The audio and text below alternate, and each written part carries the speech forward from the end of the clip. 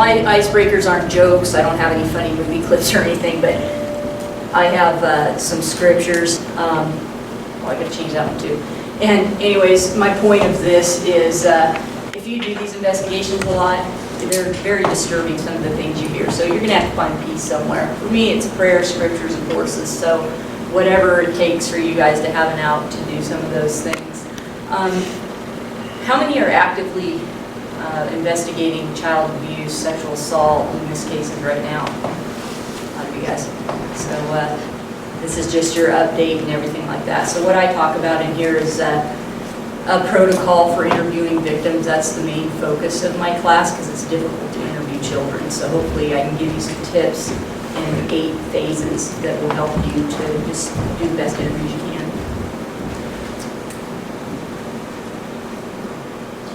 This is another scripture that I thought was fitting for this class here. I like it. The other thing that I forgot to tell you guys is if during a break or lunchtime or whatever, if you guys want to go through any of my brochures, you can. I have some extra copies of some of them. You'll see the stack. If you want to take one, go ahead. Some of the others I only have one of, but you're welcome to flip through them. They come from Department of Justice and National Center for Missing and Exploited Children. The other thing I have, I don't know if anybody knows who Terry Hall is. He teaches child abuse, sexual assault. He also teaches a program called Body Safety, and it's taught in schools. And I plagiarized these from him, and our department just put our information on the back. If you guys are interested, take one, and if you want to have your department do it, but it's information about what to look for in abuse and to give to parents. So what he uses them for is when he does, he'll have meetings where they have a school thing and parents come together and it's preventative. When I use them, I just, like if I'm doing a case or something, I'll give them out to parents. There's other situations you can use them for. So the objectives in this class are to gain a better understanding of child abuse and related crimes, improve and learn new skills for interviewing victims of child abuse, because the better interviews we do and the better investigation we do in these cases, then the better chance we have to win in court. And that's our primary thing, because there's oftentimes lack of evidence, and we have to use corroborating information to do good interviews with the children. We want to learn how to identify evidence in child abuse cases. And she'll be passing around the little thing if you want to take any notes. I want to learn more about preserving the crime scene and evidence in child abuse investigations. You want to understand what makes a complete investigation in a child abuse case, and understand the role of other agencies in child abuse cases, and also want to help in recognizing problems. For example, parental coaching. You want to just look at that, because a lot of times there's custody battles and things going on that where one parent may instruct the child to lie about another parent. So those are situations you want to think about. Other problems that can be in your case are, they're rarely ever recorded in conventional ways, and there's oftentimes delays in the reporting. Unfortunately, when I transferred this is all new. This is the first time I'm doing this at Post. My videos on some of these didn't transfer over, but we can just skip this one. It's no big deal. It's just from National Center for Missing and Exploited Children. It has a little bit of information on it. So what is sexual abuse? It can be physical, verbal, or emotional. It includes sexual touching, exposing children to adult sex activity or pornography, having children pose, undress, or perform in a sexual fashion on film or in person. It can be peeping into bathrooms, bedrooms to spy on children. And it can be rape or attempted rape. And of course, physical force is rarely necessary to engage a child in sexual activity, because kids are very trusting and dependent. They want to please. They believe that adults are always right, so we need to be careful. They're normally taught to obey parents and authoritative figures, police, teachers, and other parents. They believe that adults are always right, that children are taught not to question authority. Perpetrators know this and they take advantage of that.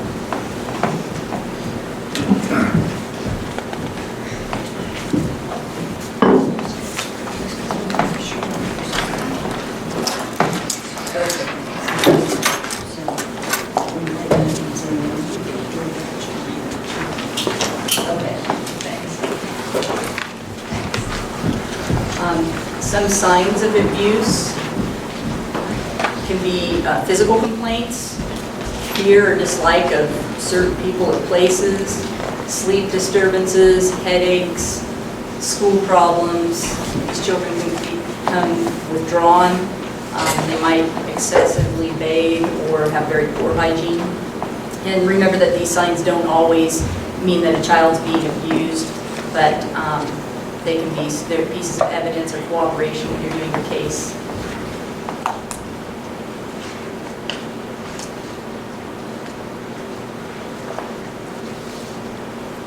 Some other signs can be that they return to younger or babyish behavior. They might become depressed or anxious. They can be discipline problems. They can have eating disorders, self-destructive behavior, sexual activity at an early age or early age pregnancy, and possibly suicide attempts. These are all things you might see. So just remember to don't write off runaways as just problem children or incorrigible, because sometimes there's an underlying problem and maybe they're being abused and they're acting out in these ways.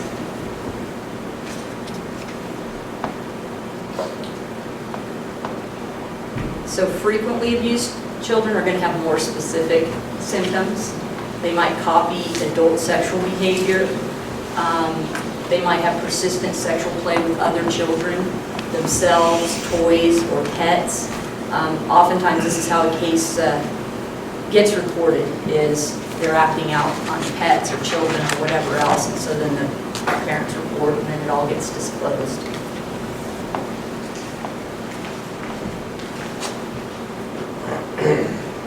And I'll probably say more than once that sex is a learned behavior, so young children are capable of making up lies about things that haven't happened to them sexually, or that they haven't actually, if they've seen a pornographic movie, they might be able to describe some things, but lying about something like that is not normal.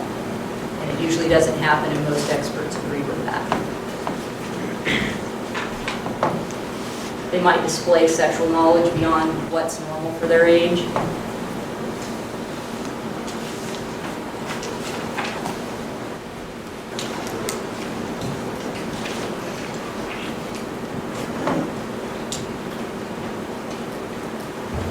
They could have unexplained pain, swelling, bleeding, irritation of the mouth, genital or anal area, urinary tract infections, and remember again that these don't mean that necessarily that a child is being abused just because they have a urinary tract infection, but they can be good evidence in the whole case. Some kids make hints or indirect comments about the abuse, and that happens a lot of times too, and that's how these cases come to light.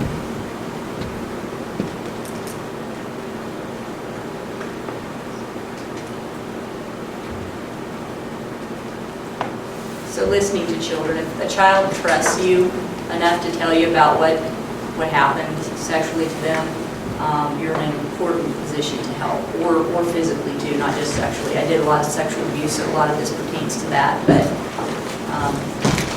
you want to make sure that, and I know you guys all know this stuff, but it's good to kind of just go over it and remember when you're in there talking to the kids, just some do's and don'ts, keep calm, believe the child. Oftentimes children's statements seem disconnected, they're inconsistent, they're scattered. Don't take that as that they're lying. It's difficult for children to keep chronological order. They mix events from multiple incidents. So just keep those things in mind and don't make statements that might make the child think that you don't believe them. And it's also very difficult to keep the child focused. You want to give positive messages. You want to explain that the child's not to blame. And tell them what's happened is not your fault. You haven't done anything wrong and you're not in any trouble. Make sure you're telling them those things.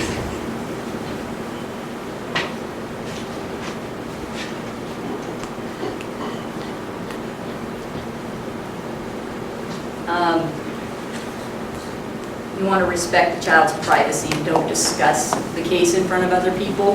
And I know a lot of people who are on patrol, you guys kind of have to go to the house and do what you can initially. It doesn't always go straight to detectives. But you want to make sure you separate the child. If you can't make an arrangement to interview them at your place, separate everybody. Don't talk to the parents in front of the child about what's going on, and don't talk to the child at all in front of the parents if you can help that. Especially because you aren't going to know who is a suspect in the case.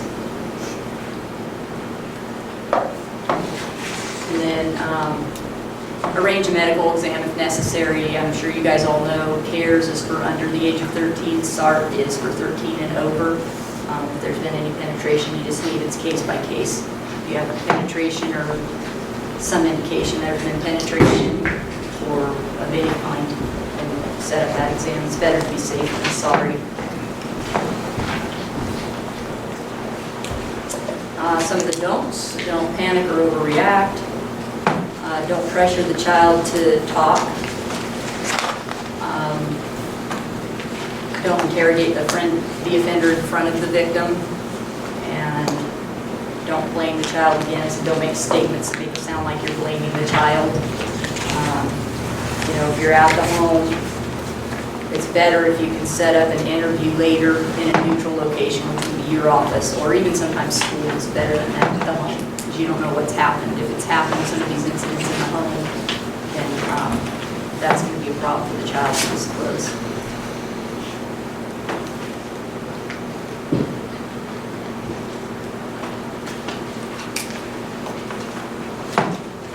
And children, these kinds of cases are unique because children are perfect victims. They lack verbal capability. They have a total lack of recall a lot of times. They're unaware that a violation has occurred.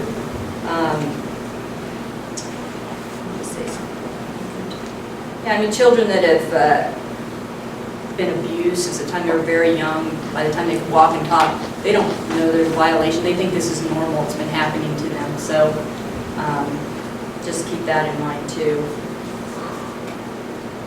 And that's oftentimes why reporting is delayed or never happens at all.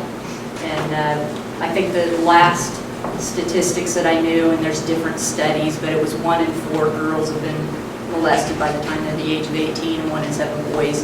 And I'm sure it's a lot more because a lot of these cases go unreported, so it's really, really a lot. Kids are easily intimidated and overpowered. They're easily lured, and they're easily drug dependent, and they're easily impressed, and that goes from all the way up to teens.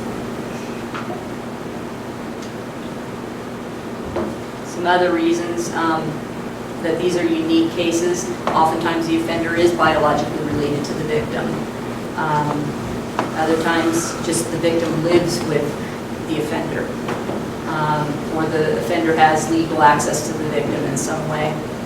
And that gives the perpetrator easy access to the victim. And oftentimes the offender has lured the victim into wanting to be with them.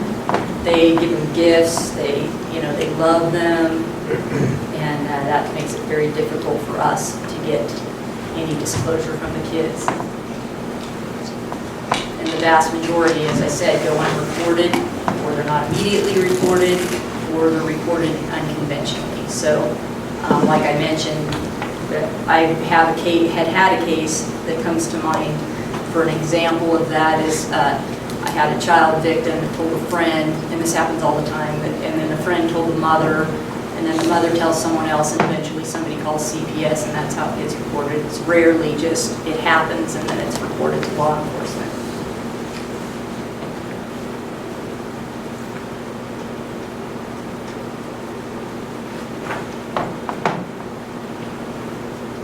And some of those reasons for the delays can be that the offender transfers the blame or the guilt. They might somehow make the child feel that somehow it's their fault.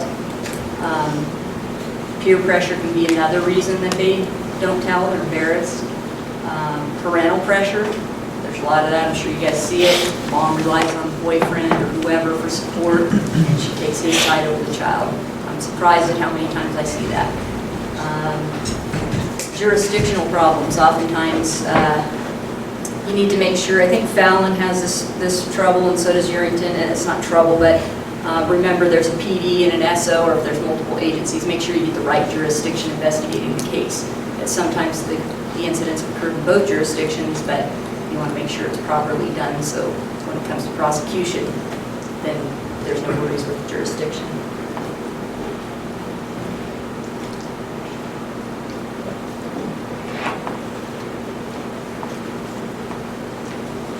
And then, as I mentioned, there's financial problems for, oftentimes for the mothers. And I refer, generally it's men, that's the most that I've come across, and probably you guys too, as molesters. I have had a couple women, but I refer to them. So the mother is oftentimes financially dependent on the offender, so that makes a problem for these cases.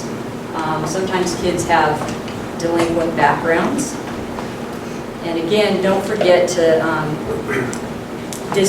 don't dismiss allegations from problem juveniles, because sometimes there is an underlying problem, so explore that a little bit before you dismiss it.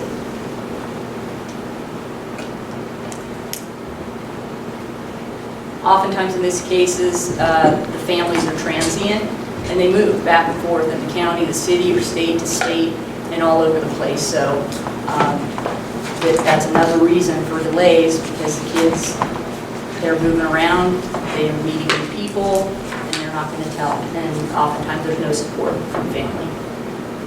Oftentimes lack of evidence, as we said, I know you guys know. Rarely is there any physical evidence. I've done many where I've sent them to exams, and a very small percent have any findings. So a lot of times digital penetration, oral copulation, you're not going to have any injury anyway. And unless you get it right away, probably not going to have any evidence like semen or saliva or anything like that. Other reasons that they can be delayed are just embarrassment and shame.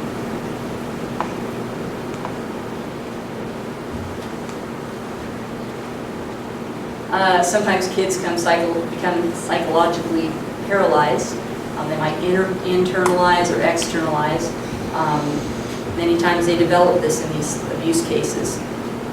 Children many times might engage in self-destructive behavior, get involved with drugs, promiscuity, suicide. These are all things you can gather from the family and people who have contact with the child to get that background.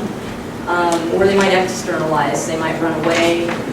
They can become involved in prostitution, gangs. They might sexually abuse other children. And I have a case of one girl that I recall specifically. I dealt with her when she was 6. Prior to my coming into her life and doing the investigation, she was abused by mom's boyfriend. And then when I was doing that case, she was abused by a cousin. And then I met her again when she was 11, and she was abusing her, I don't know if it was a cousin or it was another little boy. So it's really hard with those cases. She was also being molested by her grandpa at that time too. So she's certainly a victim, but she also became a suspect. So you have to deal with your DA's office on those kinds of cases and see what you want to do, because she's actually a victim, but she's also a suspect. And she's old enough to be prosecuted for something like that because she's 11. Oftentimes these kids slip into status offenses, chemical dependency, habitual runaways, suicide, prostitution, like that. Oftentimes these kids have a lot of different emotions going on inside of them. There can be fear, fear of the perpetrator. Maybe they've made threats to them. It might be fear of what other people will think, their own family. They can have anger, isolation, they feel isolated, sad.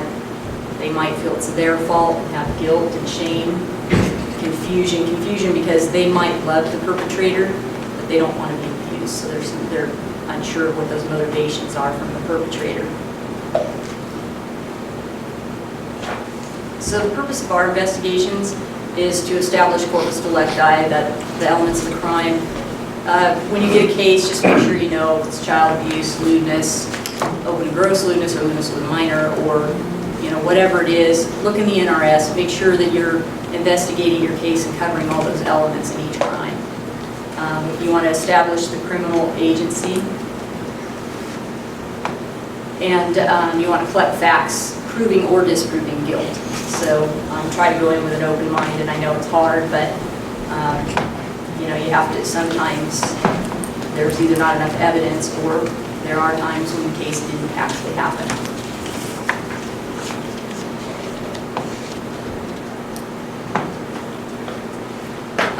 So we need to be able to, in these cases, establish approximate dates and times of the offenses, and this can be really hard with young children because they don't really know how to tell time or put things in chronological order, and so you have to kind of try to relate some of those things to birthdays, what they're watching on TV at the time, or try to get it as close as you can and use some of those outside things to establish those dates and times.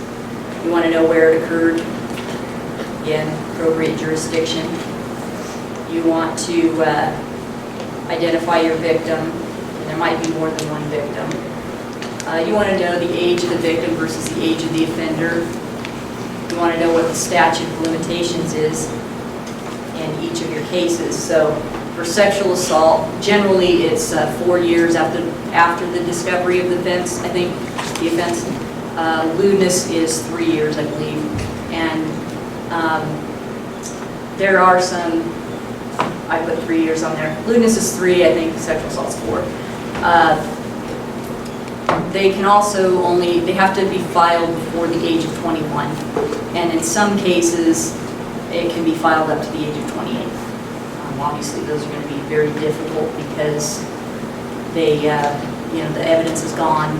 You're basically just getting a statement from an older person that there's not going to be any evidence at all. Just one person's word against another. But the option is there. And sometimes there is a writing or, you know, diaries or something like that that can assist with those kinds of cases. So we want to build a layer of protection around your victim through your evidence.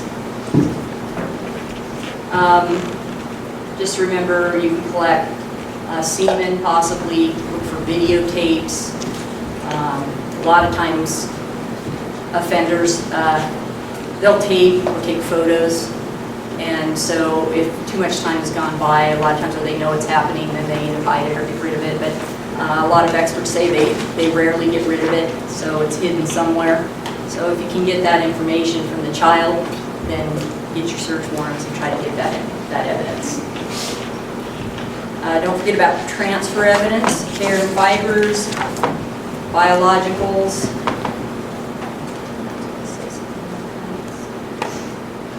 So hair and fiber may be on the victim's body or clothing. So it's either transfer evidence that the child is brought into the home, especially if they've supposedly never been to that home, then that would be good evidence if they give you information of something occurring on the couch, for instance.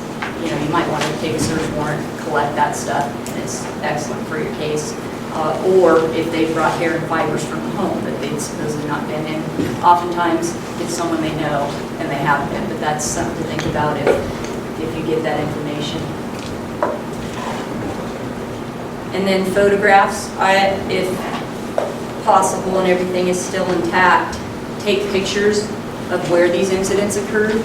And that's also helpful too. If you can go to that home or the suspect's home or wherever it happened and get the pictures, and the child can describe what was at the scene, that's good evidence for you too. Corroborates their statements. And then hearsay and outcry. You want to talk to the people that the child's talked to, whoever they've made disclosures to, and find out what they've told them. That's all part of your investigation. And remember that children are not miniature adults, so we can't talk to them like we would talk to an adult. Between the ages of 2 and 7, they reason and respond largely on the basis of what they see. So be aware of your facial expressions. Smiling, sincere face gives positive reinforcement. Frowning or an angry face, that implies that something's wrong. So just be aware of your expressions and how you respond to the children's disclosures. And children have short attention spans. I'm sure everybody knows. We've dealt with that.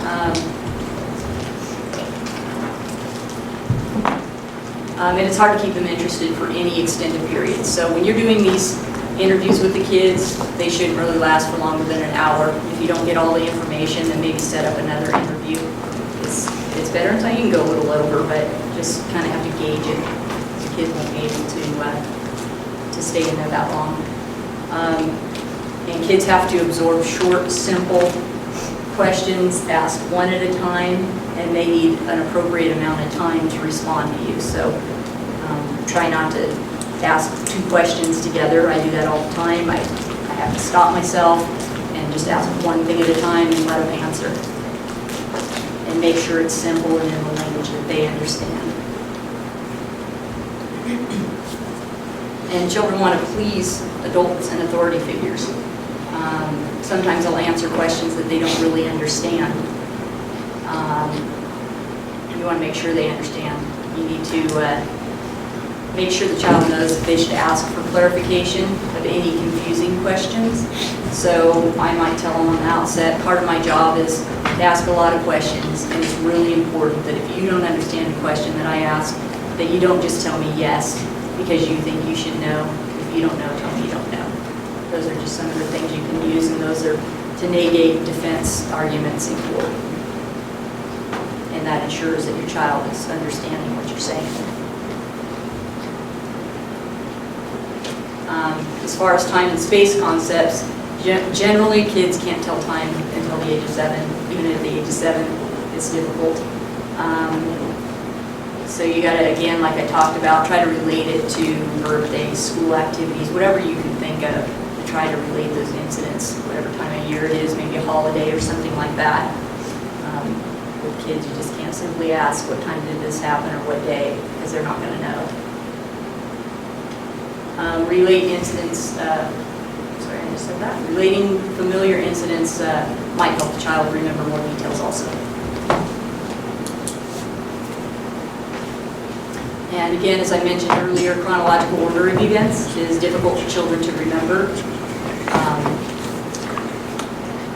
So any confusion a child exhibits during your interview shouldn't be construed as lying or evasiveness. It's going to be difficult for them to try to tell you about these things, and they're going to be, as we talked about earlier, disjointed and inconsistent. But it doesn't mean it didn't happen. The child might not be able to answer just because they don't know the meaning of a word. So you might get them stuck there. If you find out if the child understands, ask him to describe what he thinks the word means. If the child answers inappropriately, try to rephrase your question. Don't ask the same question again. Otherwise, kids might think they gave the wrong answer, and they're going to tell you what they think you want to hear.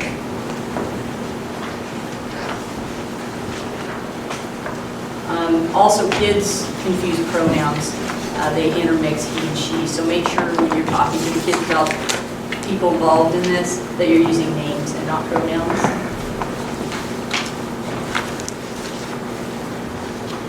Kids don't have a clear understanding of verb tenses until the age of 8 or 9. Obviously, the easiest is present tense, where do you live? The most difficult is past tense, where did you live?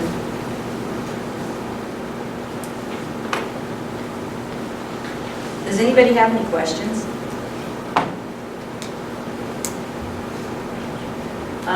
I'm just going to go over a little bit about the developmental stages.